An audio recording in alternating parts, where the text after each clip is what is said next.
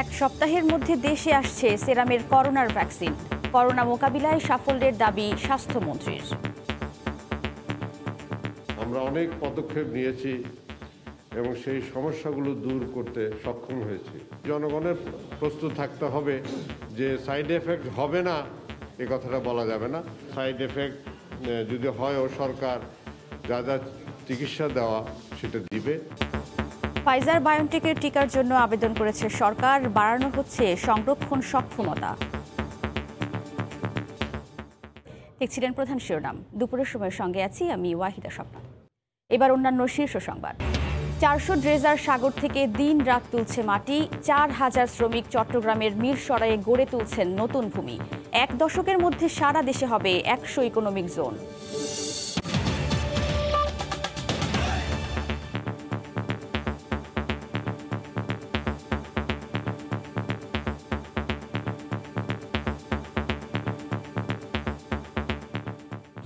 এক সপ্তাহের মধ্যে দেশে আসছে করোনার টিকা। সেরামের ভ্যাকসিনের পার্শ্ব প্রতিক্রিয়া নিয়ে বিভিন্ন দেশ থেকে বিভিন্ন খবর শোনা গেলেও স্বাস্থ্যমন্ত্রী এ বিষয়ে উদ্বিগ্ন না হওয়ার আহ্বান জানিয়েছেন। তিনি জানান, ফাইজার বায়োনটেকের টিকার জন্য আবেদন করেছে সরকার, বাড়ানো হচ্ছে সংরক্ষণ সক্ষমতাও। বক্তব্যের শুরুতেই তিনি করোনা মোকাবিলায় সাফল্যের দাবি করেন। শিগগিরই করোনার ভ্যাকসিন হাতে পাবে বাংলাদেশ। এই মুহূর্তে গোটা স্বাস্থ্য খাতের ব্যস্ততা ভ্যাকসিন ব্যবস্থাপনায়। এমন বাস্তবতায় সোমবার সকালে ঢাকা রিপোর্টার্স ইউনিটিতে সাংবাদিকদের মুখোমুখি স্বাস্থ্যমন্ত্রী। নিজের বক্তব্যের শুরুতেই করোনা মোকাবেলায় নিজেদের সাফল্যের কথা তুলে ধরেন মন্ত্রী। জানান, দুর্যোগ মোকাবেলার পাশাপাশি ঘুরে দাঁড়িয়েছে স্বাস্থ্য খাত। নেই শয্যা কিংবা আইসিইউ সংকট। মন্ত্রী বলেন, সপ্তাহখানিকের মধ্যেই দেশে আসছে ভারতের সেরাম থেকে নেয়া অক্সফোর্ডের প্রথম 50 লাখের চালান। এর আগেই আসতে পারে ভারত সরকারের উপহার হিসেবে দেয়া কিছু ভ্যাকসিন। যদিও সেই টিকা কোন ব্র্যান্ড বা সংখ্যায় কত তা নিশ্চিত করতে পারেননি তিনি। আমরা যা আশা করছি যে আগামী, আপনারাও শুনেছেন যে 25-26 তারিখে ফার্স্ট লট অফ ভ্যাকসিন আমরা প্রথম লট আমরা পেয়ে যাব, এটা আমরা আশা রাখি অ্যাজ পার দি কন্ট্রাক্ট। এবং আমাদেরকে ভারত সরকারও কিছু ভ্যাকসিন আমাদেরকে উপহার স্বরূপ দিবে। স্বাস্থ্যমন্ত্রী জানান, করোনার টিকার পার্শ্ব প্রতিক্রিয়া মোকাবেলায় থাকছে বিশেষ নজরদারি। যে আমরা এই টিকা দেওয়ার পরে কি হবে এই বিষয়টা আমরা এখনো জানি না। আমরা অন্যান্য দেশের লক্ষ্য করছি কি হচ্ছে, কিছু কিছু পার্শ্ব প্রতিক্রিয়াও দেখা দিয়েছে। তো কাজেই তাকে যদি সেবা দিতে হয় তাহলে হাসপাতালের কাছে থাকলে, হাসপাতালে থাকলে বেটার হবে। সরকার যখন টিকা বিনামূল্যে দিচ্ছে তাহলে তাদের সেবাটাও তো সরকার দিবে। 4 লাখ মানুষের জন্য ফাইজারের 8 লাখ ডোজ আসবে। এই ভ্যাকসিন সংরক্ষণে কোল্ড চেইন সীমিত আছে। -70 ডিগ্রি ভ্যাকসিন রাখার উপযোগী রেফ্রিজারেটর আনা হচ্ছে জাতিসংঘের সহায়তায়। নীতিমালা মেনে প্রাইভেট সেক্টরে যে কোনো প্রতিষ্ঠান চাইলেই ভ্যাকসিন আনতে পারবে, তবে দামে সরকারের নিয়ন্ত্রণ থাকবে বলেও জানান জাহিদ মালেক। মৌসুম ইসলাম, সময় সংবাদ, ঢাকা। করোনার ভ্যাকসিন গ্রহণের পর বিশ্বের বিভিন্ন দেশ থেকে আসছে পার্শ্ব প্রতিক্রিয়ার খবর। ভারতে অক্সফোর্ড অ্যাস্ট্রাজেনেকার ভ্যাকসিন প্রয়োগের পর 447 জনের শরীরে পার্শ্ব প্রতিক্রিয়া দেখা দিয়েছে বলে জানিয়েছে দেশটির গণমাধ্যমগুলো। পার্শ্ব প্রতিক্রিয়ার খবর এসেছে যুক্তরাষ্ট্র থেকেও। এমন অবস্থার মধ্যেই সিনোভ্যাক ও অ্যাস্ট্রাজেনেকার তৈরি 2টি ভ্যাকসিন জরুরি ভিত্তিতে ব্যবহারের অনুমোদন দিয়েছে ব্রাজিল। গেল শনিবার ভারতে শুরু হয় বিশ্বের সবচেয়ে বড় গণটিকার কর্মসূচি। অক্সফোর্ড অ্যাস্ট্রাজেনেকার ফর্মুলায় সেরাম ইনস্টিটিউটের তৈরি ভ্যাকসিন প্রয়োগ শুরুর পরই আসতে শুরু করেছে পার্শ্ব প্রতিক্রিয়ার খবর। প্রাথমিকভাবে 4 শতাধিক স্বাস্থ্যকর্মীর শরীরে পার্শ্ব প্রতিক্রিয়া দেখা দিলেও ক্রমান্বয়ে এ সংখ্যা বাড়তে পারে বলে জানিয়েছে কর্তৃপক্ষ। এদিকে নরওয়েতে ফাইজার বায়োনটেকের ভ্যাকসিনের পার্শ্ব প্রতিক্রিয়ায় 13 জনের মৃত্যুর পর এ বিষয়ে তদন্ত শুরু করেছে প্রশাসন। গবেষণার পাশাপাশি এখন ভ্যাকসিন প্রয়োগের নতুন কিছু পরামর্শ সংযুক্ত করা হয়েছে। পার্শ্ব প্রতিক্রিয়া হলেও থেমে নেই ভ্যাকসিন কার্যক্রম। রোববার ব্রাজিলের চীনা ওষুধ কোম্পানি সিনোভ্যাক ও অ্যাস্ট্রাজেনেকার তৈরি 2টি ভ্যাকসিনের জরুরি ভিত্তিতে ব্যবহারের অনুমোদন দেওয়া হয়। এদিনেই 54 বছর বয়সী এক নার্সকে ভ্যাকসিন প্রয়োগের মধ্য দিয়ে টিকাদান কর্মসূচির উদ্বোধন করা হয়।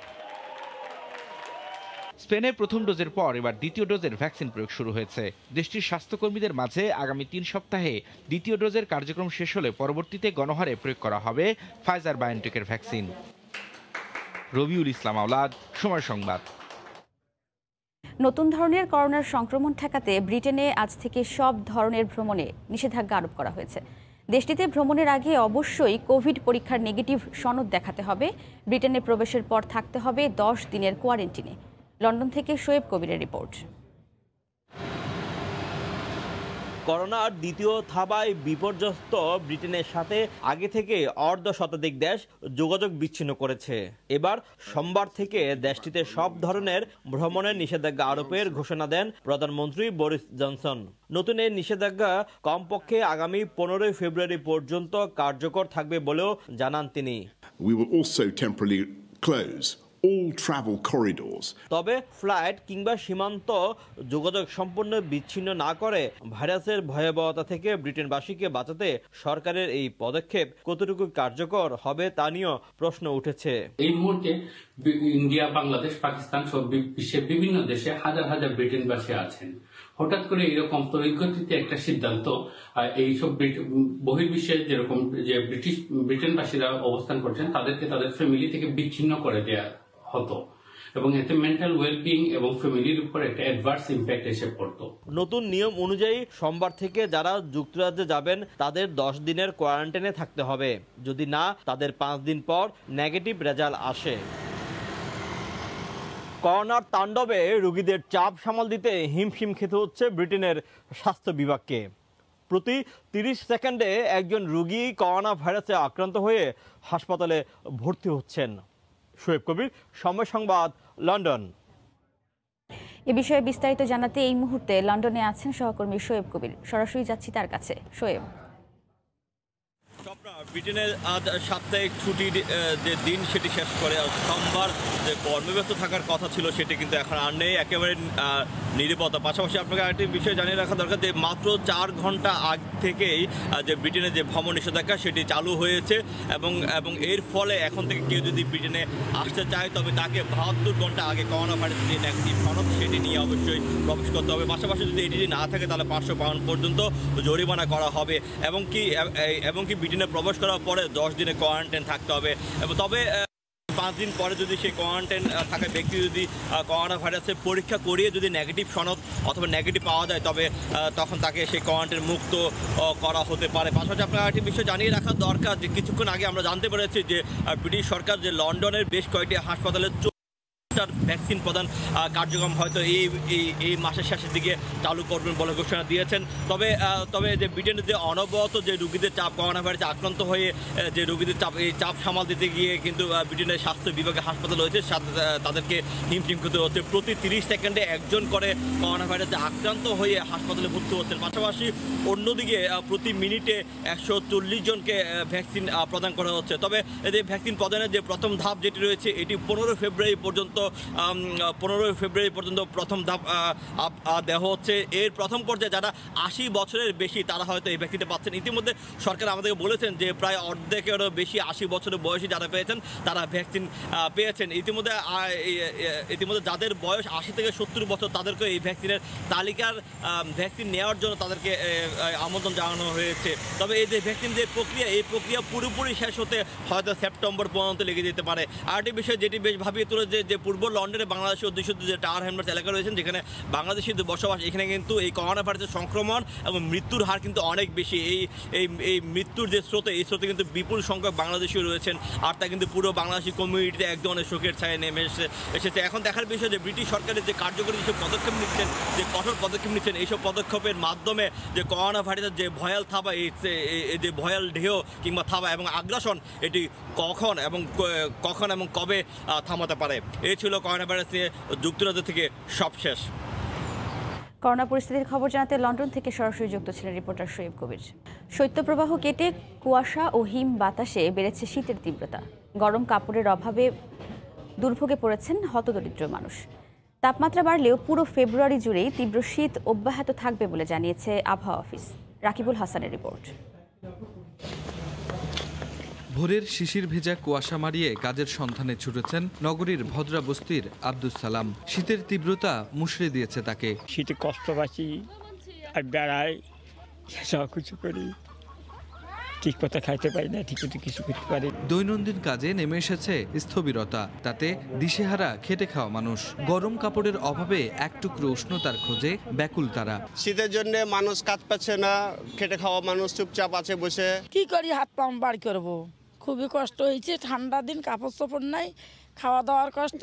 শীতে খুবই কষ্ট পাইছে, শীতের লেগে হাত পা সব ফাইটে উঠে গেছে। এখন এই যে আগুন ধরেছি, তেনা দিয়ে আগুন পোড়াচ্ছি। জানুয়ারিতে তাপমাত্রা বাড়লেও বৃষ্টি ও কুয়াশা শীতের তীব্রতা বাড়াবে বলে জানিয়েছে স্থানীয় আবহাওয়া অফিস। একদিন পর শীতের তীব্রতা কিছুটা কমে যাবে, কমে গিয়ে আরও কিছুদিন বাড়বে। শীত বাড়ার পর তারপরে ধীরে ধীরে এটা নিঃশেষ হয়ে যাবে আর কি। সোমবার রাজশাহীতে সর্বনিম্ন তাপমাত্রা রেকর্ড করা হয়েছে 10.5 ডিগ্রি সেলসিয়াস। রাকিবুল হাসান, সময় সংবাদ, রাজশাহী। গভীর বঙ্গোপসাগর থেকে মাটি এনে উপকূলে গড়ে তোলা হয়েছে 31,000 একর একেবারেই নতুন ভূমি। তবে লক্ষ্যমাত্রায় রয়েছে আরও অন্তত 20,000 একর। এভাবেই সাগরের মাটিতে তিলে তিলে গড়ে উঠছে দেশের সবচেয়ে বড় শিল্পনগর। এখানেই গড়ে তোলা হবে কয়েক হাজার শিল্প কারখানাও। নূরজামাল আতিকের ক্যামেরায় কমলদের 2 পর্বের ধারাবাহিক প্রতিবেদনের আজ দেখুন শেষ পর্ব। মাত্র 2 বছর আগে 500 একর নতুন ভূমি পাওয়ার আশা নিয়ে যাত্রা শুরু হয়েছিল এ প্রকল্পের, কিন্তু দিন যতই গড়াচ্ছে ততই চিত্র পাল্টে যাচ্ছে বঙ্গবন্ধু শিল্পনগরের। কোথাও স্টিল স্ট্রাকচারে, আবার কোথাও পাকা ভিতের মধ্য দিয়ে গড়ে উঠছে শিল্প কারখানার স্থাপনা। বঙ্গোপসাগরের মিরেশ্বরের উপকূলবর্তী এলাকায় রাখা হয়েছে অন্তত 400 ড্রেজার, আর সেখানে কর্মরত রয়েছে 4,000 শ্রমিক। এই 4,000 শ্রমিক দিনরাত 24 ঘন্টা গভীর সাগর থেকে মাটি কেটে এনে ফেলছে বঙ্গবন্ধু শিল্পনগরে। সাগরের মাটি দিয়ে ভূমি তৈরি হতেই বুঝিয়ে দেওয়া হচ্ছে চুক্তিবদ্ধ প্রতিষ্ঠানকে। ইতিমধ্যে একক দেশ হিসেবে ভারতকে 1200 একর, সংস্থা হিসেবে ব্যবসাকে 1150 একর, বিজিএমইএ, বসুন্ধরা এবং পিএসপিকে দেওয়া হয়েছে 500 একর করে জায়গা। একইভাবে এখানে অন্তর্ভুক্ত হবে ফেনী, নোয়াখালী এবং সন্দ্বীপের কিছু অংশ।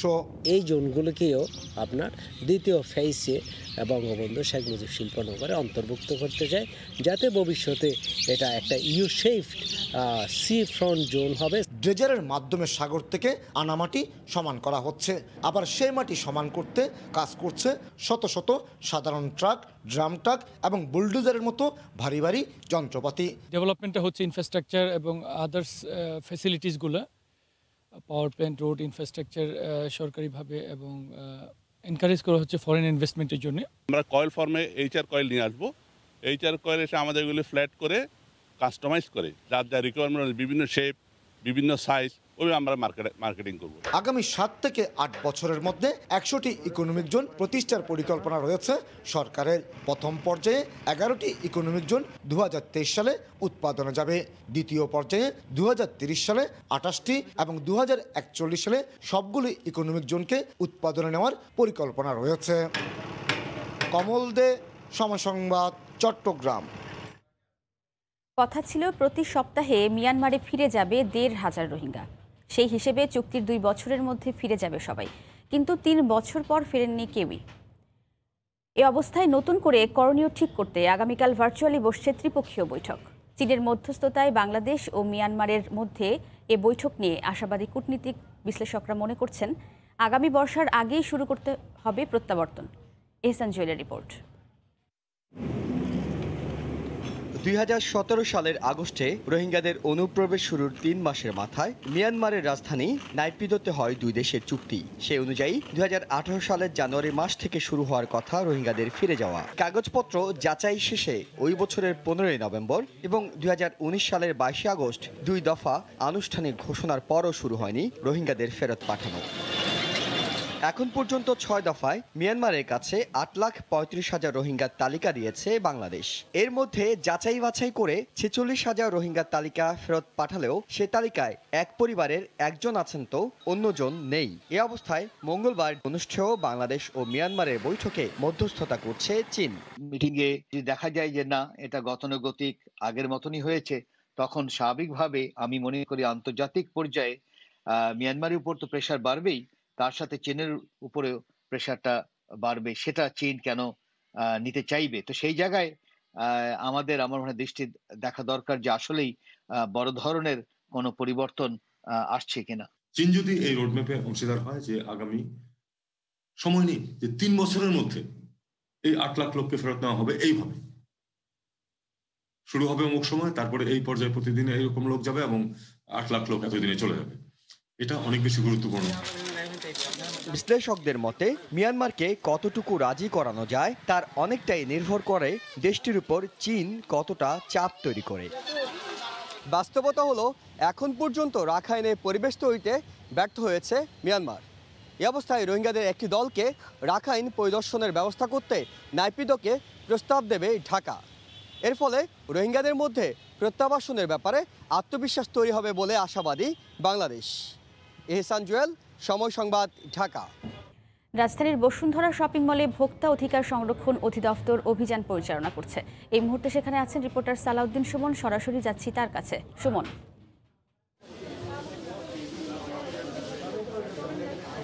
প্রায় ঘণ্টাখানেক আগে থেকে বসুন্ধরা সিটির বিভিন্ন দোকানে অভিযান চালাচ্ছে ভোক্তা অধিকারের কর্মকর্তারা। তারা কিন্তু এই দোকানগুলোতে যাচ্ছেন এবং বিভিন্ন পণ্য ঘুরে ঘুরে দেখছেন।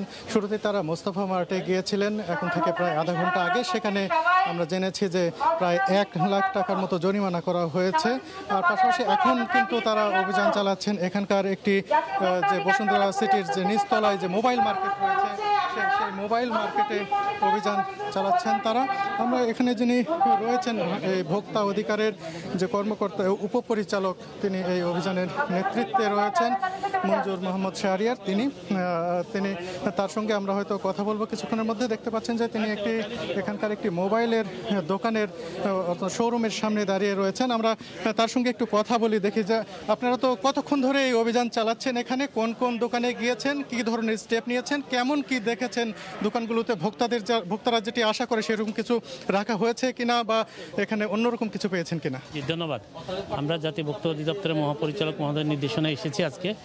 আমরা একটা বিষয় আগে বলে রাখি, আমরা নকল ভেজালের বিরুদ্ধে আমাদের অবস্থান 0 টলারেন্স। আর যেটি অনিয়ম হচ্ছে এটাকে নিয়মে আনা হলো আমাদের কাজ, মনিটরিং। তা আমরা আজকে এখানে এসে আমাদের 4টা টিম ভাগ ভাগ হয়ে আমরা কাজ করছি। আমরা মার্কেট কর্তৃপক্ষ আমাদের যথেষ্ট সহযোগিতা করছেন, পাশাপাশি তেজগাঁ থানা পুলিশ আছেন। এইখানে আমরা মোস্তফা মার্ট এবং আলমাসে তাদেরকে আমরা বারবার নির্দেশনা দিয়েছিলাম যে মোড়কজাত আইন অনুযায়ী যেটি এটা যাতে মোড়কগুলো থাকে সব কিছু লিখে থাকে। আমরা কয়েকবার বলার পর আজকেও আমরা দেখেছি গাফিলতি আছে। কিন্তু একটা ভালো লেগেছে যে এখানে আজকে আমরা কোনো মেয়াদ উত্তীর্ণ প্রোডাক্ট পাইনি। পাশাপাশি খাবারের রেস্টুরেন্টগুলোর মানও আল্লাহর মতো আগে থেকে উন্নত হচ্ছে, কিন্তু ওইখানে আমাদের দণ্ড আরোপ একটু সীমিত রেখেছি আমরা, যেহেতু মানে হোটেল ব্যবসার একটু ধাক্কা গিয়েছে। পাশাপাশি আমরা মোবাইল এখন দেখছি, স্বর্ণের দোকানগুলোও দেখেছি, তাদের যেই যন্ত্রটা ঠিক আছে কিনা আমরা দেখেছি। বিএসটি থেকে তারা এই বছরে ডিসেম্বর পর্যন্ত করা আছে। তা আমরা সবসময় বলি যে তদারকির অর্থ হলো শুধু জরিমানা না, আমরা কিন্তু ধরার জন্য আসিনি, আমরা এসেছি এখানে তাদেরকে সংশোধিত আনা। আমরা সাম্প্রতিক সময় প্রচুর অভিযোগ পাচ্ছি মোবাইল নিয়ে এই মার্কেটের। এখন আমরা কত জরিমানা করা হয়েছে? ইতিমধ্যে আমাদের প্রায় 3.5 লক্ষ টাকার মতো জরিমানা আরোপ করা হয়েছে। কোন প্রতিষ্ঠানকে কত? জি জি, আমরা আরও কাজ করছি, আমরা যতক্ষণ চলে আরও চলবে এটি। ধন্যবাদ আপনাকে। আমরা কথা বলছিলাম ভোক্তা অধিকারের উপপরিচালকের সঙ্গে। তিনি কিন্তু জানাচ্ছিলেন যে সাজা দেয়া কিংবা জরিমানা করাই তাদের এই অভিযানের মূল উদ্দেশ্য নয়। তাদের মূল উদ্দেশ্য হচ্ছে ভোক্তাদের জন্য যাতে আসল পণ্যটি দোকানে রাখা হয় এবং আসল দামে বিক্রি করা হয়, সেই বিষয়টি নিশ্চিত করার জন্যই তারা এই অভিযানটি চালাচ্ছেন। এই ছিল এখান থেকে অভিযানের সবশেষ খবরাখবর। এতক্ষণ বসুন্ধরা শপিং মলে চলমান অভিযানের সবশেষ জানাচ্ছেন রিপোর্টার সালাউদ্দিন সুমন। এই পর্যায়ে শীর্ষ সংবাদ জানিয়ে দিচ্ছি আরেকবার। 1 সপ্তাহের মধ্যে দেশে আসছে সেরামের ভ্যাকসিন। ফাইজার বায়োনটেকের টিকার জন্য আবেদন করেছে সরকার। করোনা মোকাবিলায় সাফল্যের দাবি স্বাস্থ্যমন্ত্রীর। এই ছিল দুপুরের সময়, সঙ্গে থাকুন সময়।